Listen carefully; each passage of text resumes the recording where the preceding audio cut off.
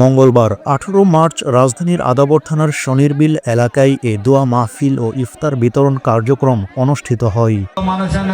আদাবর থানার ৩০ নং ওয়ার্ড যুবদলের সাবেক সংগ্রামী সফল সভাপতি ও আগামী সম্মেলনে আদাবর থানা যুবদলের সভাপতি পদপ্রার্থী মোহাম্মদ হেলাল আহমেদ রাজুর সভাপতিত্বে ও সাবেক যুগ্ম আহ্বায়ক ও আগামী সম্মেলনে আদাবর থানার ৩০ নং ওয়ার্ড যুবদলের সাধারণ সম্পাদক পদপ্রার্থী মোহাম্মদ রুবেল গাজীর সঞ্চালনায় অনুষ্ঠানে প্রধান অতিথি হিসেবে উপস্থিত ছিলেন বিএনপি চেয়ারপারসনের উপদেষ্টা কাউন্সিলের সদস্য বীর মুক্তিযোদ্ধা আব্দুস সালাম এবং বিশেষ অতিথি হিসেবে উপস্থিত ছিলেন ঢাকা মহানগর উত্তর বিএনপির যুগ্ম আহ্বায়ক এবং ঢাকা ১৩ আসনের বিএনপির সাংগঠনিক টিম প্রধান মোহাম্মদ হাজী ইউসুফ, সদস্য হাজী মোহাম্মদ নাসিরউদ্দিন নাসির, আদাবর থানা বিএনপির যুগ্ম আহ্বায়ক ডাক্তার মোহাম্মদ মেহেদি জামান মেহেদি এবং মোহাম্মদপুর থানা যুবদলের সদ্য সাবেক সাধারণ সম্পাদক ও আগামী সম্মেলনে মোহাম্মদপুর থানা যুবদলের সভাপতি পদপ্রার্থী মোহাম্মদ শুক্কুর আল আমিন।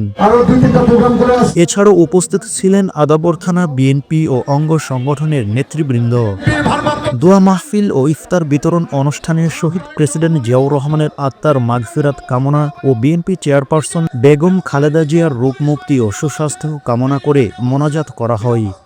এছাড়াও বিএনপির ভারপ্রাপ্ত চেয়ারম্যান জনাব তারেক রহমানের নেতৃত্বে যেন সুখী সমৃদ্ধির একটি বাংলাদেশ গড়ে ওঠে সেজন্য দোয়া করা হয়।